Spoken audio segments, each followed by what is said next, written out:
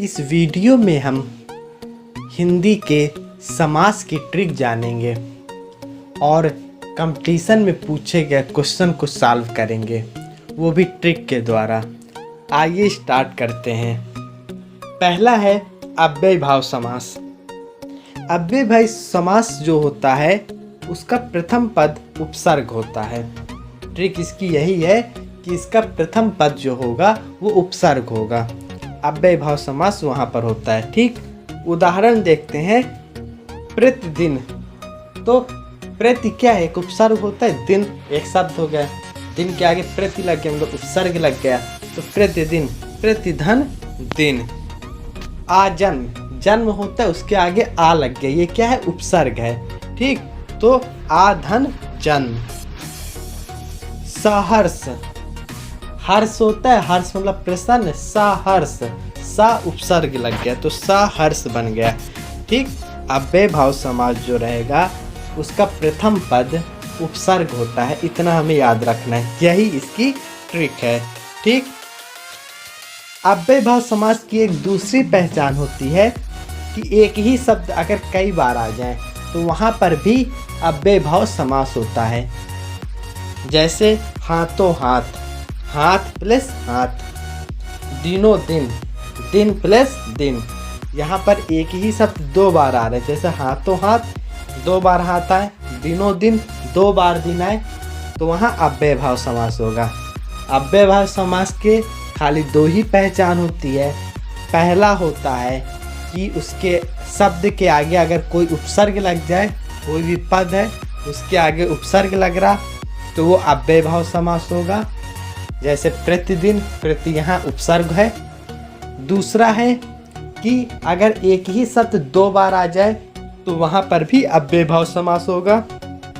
उदाहरण हाथों हाथ, हाथ प्लस हाथ। नेक्स्ट, तत्पुरुष समास।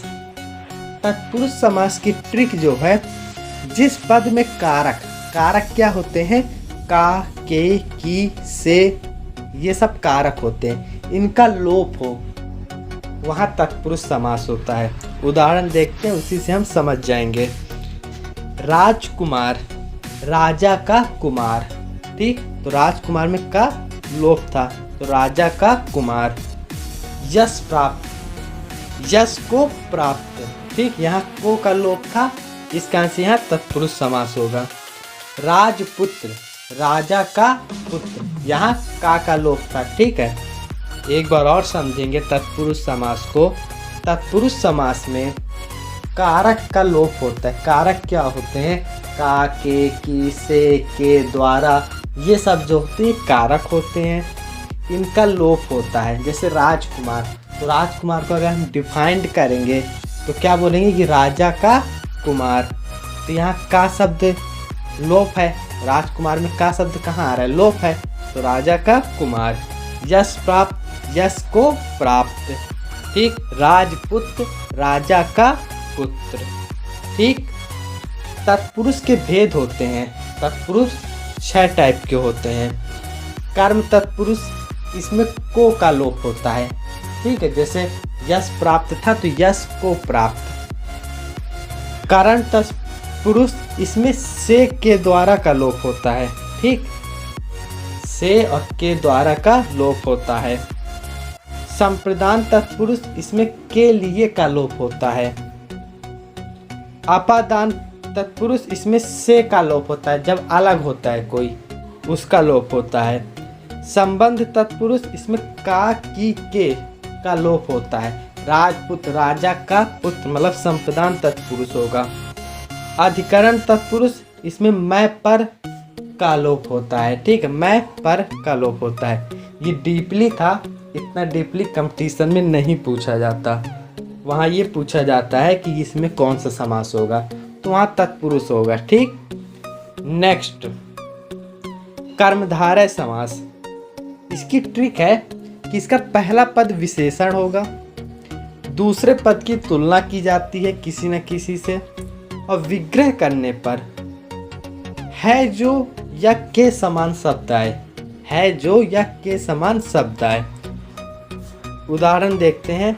चरण कमल, कमल के समान। ठीक है, तो यहाँ विशेषण आगे आया है कि चरण किसके समान है, कमल के समान। विशेषता सबसे पहले बताई जाती है। ठीक है, और किसी दूसरी के बारे में बताया जाता है चरण के समान। ठीक है, कमल के चरण के समान। और लास्ट का क्या था कि यह तो है जो आएगा या के समान आएगा, तो इसमें के समान आ रहा है। महापुरुष, महान है जो पुरुष, महान इसका विशेषण है। और है जो आ गया ना, जो है जो आना था, या तो के समान आएगा या है जो के समान आएगा। लाल मणि, लाल है जो मणि। ठीक, तो यहाँ पर कर्मधारय समास होगा। एक बार और देखते हैं कर्मधारय समास को। इसका पहला पद विशेषण होता है, दूसरे पद की तुलना की जाती है, विग्रह करने पर है जो या के समान शब्द आता है। महापुरुष, महान है जो पुरुष, चरण कमल, कमल के समान चरण, लाल मणि, लाल है जो मणि। नेक्स्ट, द्विगु समास। ये संख्यावाची समास होता है। द्विगु याद करने की ट्रिक है, द्विगु, गु से गुणा किया जाता है। गुणा किसका हम करते हैं, संख्या का करते हैं। ठीक है, तो जहाँ संख्यावाची हो जाए वहाँ द्विगु समास है। उदाहरण देखते हैं, चौराहा, चार राहों का समूह, त्रिकोण, तीन कोणों का समूह, तिरंगा, तीन रंगों का समूह। ठीक, द्विगु समास है। आंख मूंद के संख्यावाची जहां होगा वहां द्विगु समास होगा। ट्रिक क्या है, द्विगु, गु मतलब गुणा करना, गुणा किसका किया जाता है, संख्या का किया जाता है। ठीक, नेक्स्ट, द्वंद्व समास। द्वंद्व समास एक दूसरे के विलोम होते हैं। ठीक, द्वंद्व समास एक दूसरे के या विलोम होंगे या पूरक होंगे, दोनों चीजें होती हैं।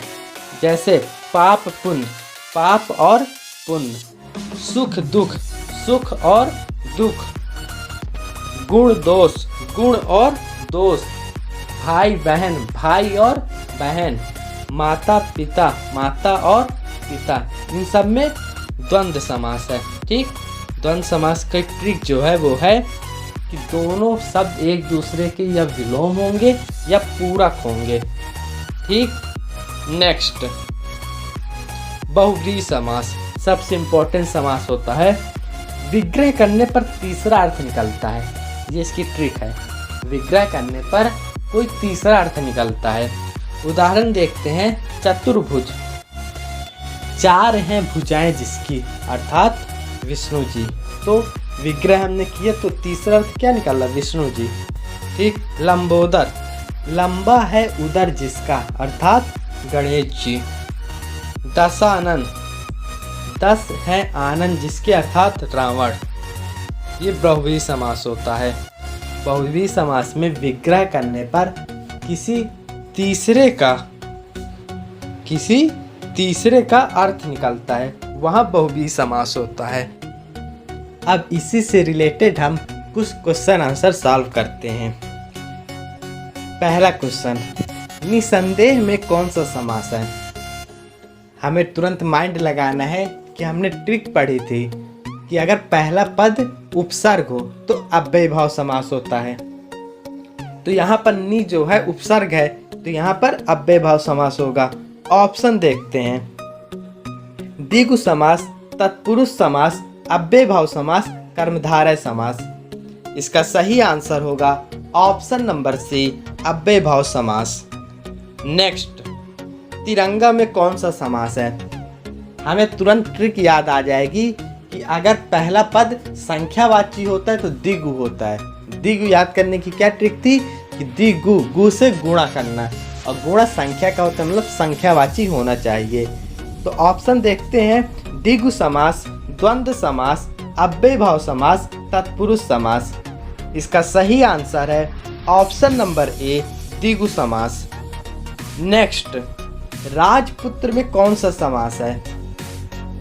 अब हमें पता था कि अगर कारक का लोप होता है तो वहाँ तत्पुरुष समास होता है। ठीक, तो राजपुत मतलब राजा का पुत्र, यहाँ पर को का लोप हो रहा, राजा का पुत्र, का लोप हो रहा है। तो ऑप्शन देखते हैं, अव्ययीभाव समास, तत्पुरुष समास, कर्मधारय समास, बहुव्रीहि समास। इसका सही आंसर होगा ऑप्शन नंबर बी, तत्पुरुष समास। नेक्स्ट, त्रिनेत्र में कौन सा समास है? त्रिनेत्र में कौन सा समास है? हमें तुरंत माइंड लगाना है कि अगर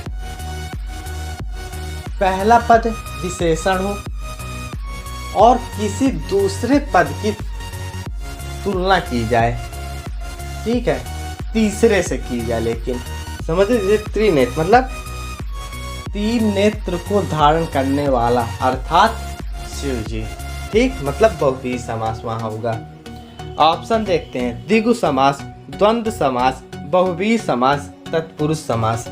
इसका सही आंसर है ऑप्शन नंबर सी, बहुव्रीहि समास। यदि आपको किसी भी टॉपिक से रिलेटेड ट्रिक चाहिए हो तो आप हमें कमेंट बॉक्स पर बता सकते हैं। Okay, thanks for watching and please subscribe this channel. Thanks.